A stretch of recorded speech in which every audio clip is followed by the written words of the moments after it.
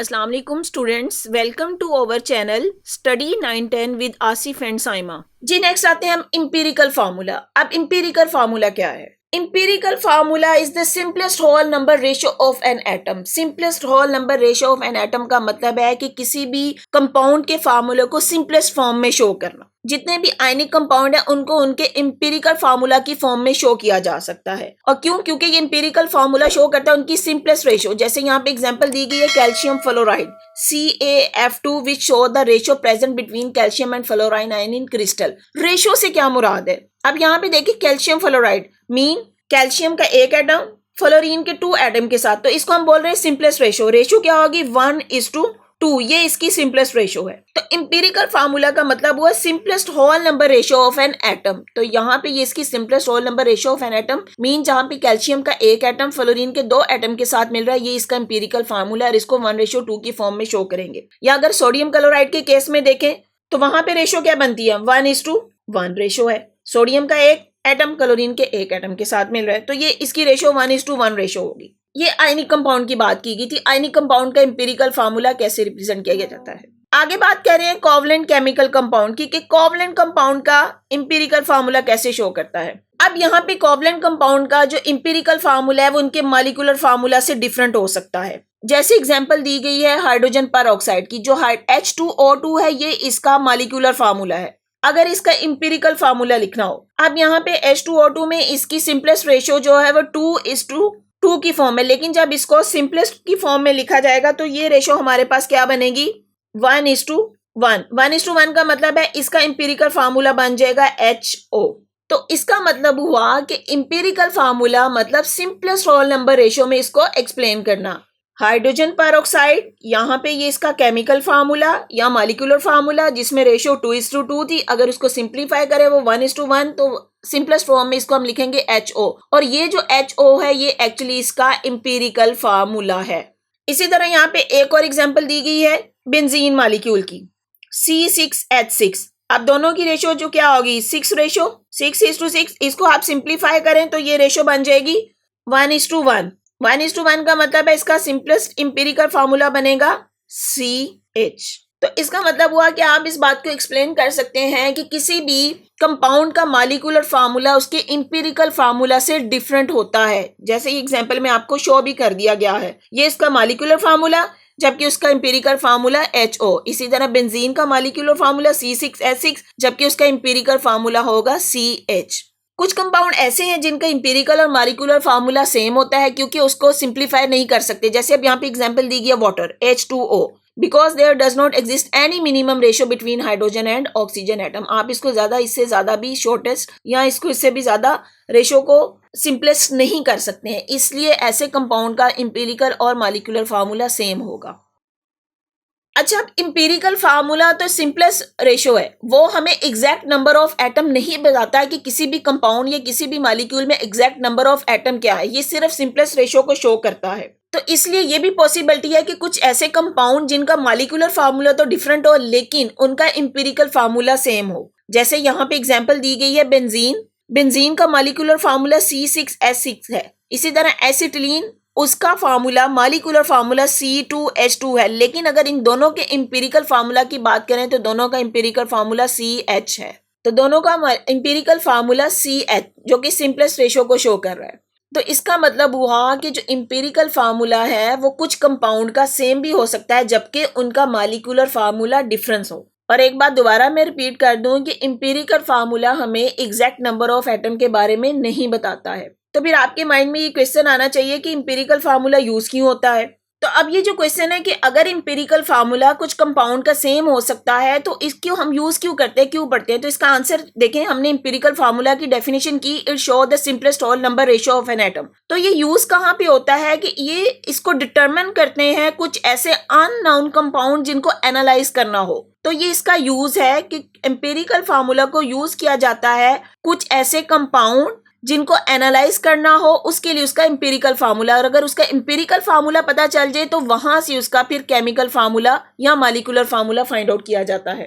अब यहाँ पे आपको मिनी एक्सरसाइज दी गई है give two example of the compound which have the same empirical and molecular formula. अभी हमने एग्जाम्पल में पढ़ा था वाटर। वाटर एक ऐसा कंपाउंड है जिसका इंपीरिकल और मॉलिक्यूलर फार्मूला सेम होता है। दूसरा, आप इसमें आयनिक कंपाउंड की बात कर सकते हैं, जैसे सोडियम क्लोराइड है, NaCl, they have the same empirical and chemical formula.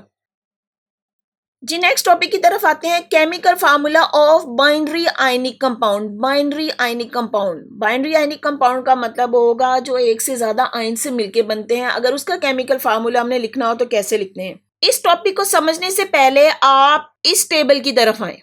अब यहाँ पे कुछ टेबल में आपको कुछ एटम और कुछ उनके चार्ज या उनकी वैलेंसी की बात की गई है। वैलेंसी क्या होती है? Combining capacity of an atom with other atom. Mean कोई भी एटम किसी दूसरे एटम के साथ मिल रहा है, उसकी कैपेसिटी क्या है। कैपेसिटी से मुराद वो कितने इलेक्ट्रॉन दे सकता है या ले सकता है। तो उसके ऊपर कौन सा चार्ज आएगा, पॉजिटिव आएगा या नेगेटिव आएगा, वो कैटाइन बनेगा या एनाइन बनेगा। अब यहाँ पे कुछ कैटाइंस की बात की, कैटाइंस जिनके ऊपर पॉजिटिव चार्ज होता है। जैसे हाइड्रोजन एटम है, अगर अपना एक इलेक्ट्रॉन लूज कर दे तो उसके ऊपर H पॉजिटिव चार्ज आ जाएगा। इसी तरह सोडियम अपना एक इलेक्ट्रॉन लूज करे तो Na+1, तो इसको हम बोलेंगे सोडियम की वैलेंसी +1 है। इसी तरह लिथियम, इसकी वैलेंसी +1 है। तो वैलेंसी भी क्या हुआ कि किसी भी एटम की कंबाइनिंग कैपेसिटी, मीन यहाँ पे ये अपना एक इलेक्ट्रॉन दे के किसी दूसरे एटम के साथ कंबाइन हो सकता है। इसी तरह पोटेशियम की +1। मैग्नीशियम देखें, मैग्नीशियम के ऊपर +2 चार्ज आ गया। इसका क्या मतलब है कि मैग्नीशियम अपने 2 इलेक्ट्रॉन दे सकता है, और जब ये किसी दूसरे एटम के साथ कंबाइन करेगा तो अपने 2 इलेक्ट्रॉन दे के कंबाइन करेगा। इसी तरह calcium +2, barium +2, zinc +2, aluminium +3, means ये अपने 3 इलेक्ट्रॉन दे सकता है। ये हमने बात की थी कैटाइंस की। अब हम बात करते हैं एनाइंस। एनाइंस क्या होते हैं? जिनके ऊपर नेगेटिव चार्ज है। जैसे बात की गई ऑक्सीजन, ऑक्सीजन की वैलेंसी -2, मीन ये 2 इलेक्ट्रॉन लेना चाहता है। अब क्यों लेना चाहता है कि ऑक्सीजन के आउटर मोस्ट शेल में 6 इलेक्ट्रॉन है। हमें पता है कि किसी भी एटम को अपना ऑक्टेट कंप्लीट करने के लिए 8 इलेक्ट्रॉन चाहिए। 6 उसके पास पहले हैं, 2 अगर उसको मिल जाएंगे तो उसका ऑक्टेट कंप्लीट हो जाएगा। इसलिए ऑक्सीजन 2 इलेक्ट्रॉन ले लेगा तो उसकी वैलेंसी -2 हो जाएगी। इसी तरह नाइट्रोजन -3 वैलेंसी या क्लोरीन -1, ब्रोमीन -1, आयोडीन -1। अब यहाँ पे ये कुछ एटम शो किए गए हैं जिनकी वैलेंसी डिफरेंट है। इन्हीं को हमने बोला था ये ट्रांजिशन मेटल्स हैं। क्यों ट्रांजिशन मेटल्स हैं? दे शो डिफरेंट वैलेंसी। कभी ये +1 की फॉर्म में, कभी +2 की फॉर्म में। जैसे कॉपर की बात की गई है, कभी कॉपर जो है 1 इलेक्ट्रॉन देगा, कभी ये अपने 2 इलेक्ट्रॉन देगा। इसके ऊपर +1 चार्ज और ये +2। इसी तरह आयरन की बात की गई है, +2 और +3, टिन Sn +2 एंड +4, और निकल आयन +2। तो किस तरीके से एलिमेंट अपना या बाइनरी का एलिमेंट अपना फार्मूला बनाते हैं, उसके लिए आपको सबसे पहले इनकी वैलेंसी या इनके चार्जेस का पता होना चाहिए। जब आपको ये चीज याद हो जाएगी तो आप उसका फार्मूला बनाना ऑटोमेटिकली सीख लेंगे। अब आते हैं इधर एग्जाम्पल की तरफ। यहाँ भी उन्होंने एग्जाम्पल दी है लिथियम ऑक्साइड की। अब लिथियम यहाँ पे देखें, इसके ऊपर +1 चार्ज, ऑक्सीजन के ऊपर -2। अभी हमने टेबल से भी पढ़ा है, जब भी इस एलिमेंट को उसके फार्मूला की फॉर्म में लिखना है तो ये उनकी ये वैलेंसीज इंटरचेंज होंगी। इंटरचेंज का मतलब है जैसे +1 वैलेंसी है वो नेगेटिव की तरफ चली जाएगी और ये नेगेटिव जो है वो प्लस की तरफ आ जाएगी। जैसे यहाँ पे शो किया गया है, लिथियम की +1 वैलेंसी ऑक्सीजन के साथ उसकी सबस्क्रिप्ट में लिखी जाएगी, जबकि ऑक्सीजन की वैलेंसी -2 लिथियम के सबस्क्रिप्ट में लिखी जाएगी। तो ये फार्मूला बन जाएगा Li2O। अब यहाँ पे देखें, क्योंकि ये 1 को शो करने की जरूरत नहीं होती तो इसलिए ये ऑक्सीजन का जो -2 है लिथियम के साथ 2। यहाँ पे जो एक बात याद रखने की है, जब ये सबस्क्रिप्ट में आ जाएगा तो तब आपने इसका माइनस साइन को शो नहीं करना है, तब ये जस्ट 2 की फॉर्म में लिखा जाएगा और 1 लिखने की जरूरत नहीं है। तो यहाँ पे ये इसका फॉर्मूला है Li2O। इसी तरह जो अगली एग्जाम्पल दी गई है एल्यूमिनियम ऑक्साइड की। एल्यूमिनियम, उसकी वैलेंसी +3, ऑक्सीजन की -2, वैलेंसी इंटरचेंज होगी। अब एल्यूमिनियम की ये 3 वैलेंसी ऑक्सीजन के सबस्क्रिप्ट में लिखी जाएगी और ऑक्सीजन की जो है वो एल्यूमिनियम के सबस्क्रिप्ट में। तो यहाँ पे देखें इसका फार्मूला क्या बन जाएगा, Al2O3। ये एल्यूमिनियम ऑक्साइड का फार्मूला है। दोबारा एक्सप्लेन कर दूं कि यहाँ पे जो इनके साथ प्लस या नेगेटिव का चार्ज का साइन है वो आप लोगों ने इधर नहीं लिखना है, यहाँ पे जस्ट आपने नंबर लिखना है। जो नेक्स्ट एग्जांपल दी गई है मैग्नीशियम नाइट्राइड की। मैग्नीशियम +2 चार्ज है, नाइट्राइड उसके ऊपर -3 चार्ज है। वैलेंसीज इंटरचेंज होगी तो इसका फार्मूला क्या बनेगा, Mg3N2। इंटरेस्टिंग इंफॉर्मेशन की तरफ आते हैं। The composition of all the chemical product we use in our life such as shampoo, perfume, soaps and fertiliser are form using the stoichiometric calculation. तो यहाँ पे कोई भी इंडस्ट्री में जैसे जो भी प्रोडक्ट बनाया जाता है तो वो स्टिशियोमेट्रिक कैलकुलेशन के ऊपर बेस है। Without stoichiometry the chemical industry does not exist. तो आपको यहाँ पे वही क्वेश्चन पूछा जा सकता है कि स्टिशियोमेट्री की आपकी डेली लाइफ में क्या इंपॉर्टेंस है, तो आप उसका आंसर यही देंगे। स्टूडेंट्स, मैं यहाँ पे आपको एक और एग्जाम्पल देना चाहूंगी। अगर आपसे कहा जाए कि आपने कैल्शियम ऑक्साइड का फार्मूला लिखना है, कैल्शियम के ऊपर +2 चार्ज। जी स्टूडेंट, यहाँ पे मैं आपको कुछ एग्जाम्पल देना चाहती हूँ ताकि आपका ये कॉन्सेप्ट क्लियर हो जाए। फॉर एग्जाम्पल, आपसे पूछा जाता है कि कैल्शियम ऑक्साइड का फार्मूला लिखें। अब हमें पता है कि कैल्शियम के ऊपर +2 चार्ज होता है और ऑक्सीजन के ऊपर नेगेटिव चार्ज।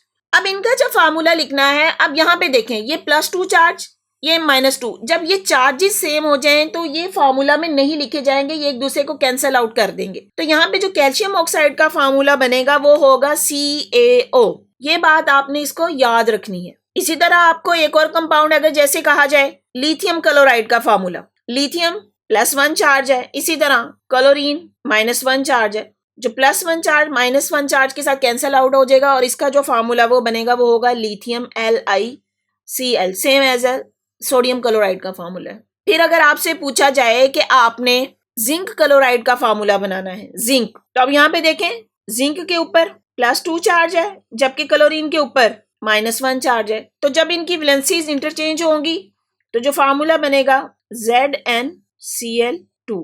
तो ये आप खुद से भी प्रैक्टिस कर सकते हैं। जी स्टूडेंट्स, अगर आपको मेरा लेक्चर पसंद आया है तो मेरी वीडियो को लाइक करें, अपने फ्रेंड्स के साथ शेयर करें, मेरे चैनल को सब्सक्राइब करें और बेल आइकन पे क्लिक कर दें ताकि हर आने वाली न्यू वीडियो सबसे पहले आपको मिल जाए।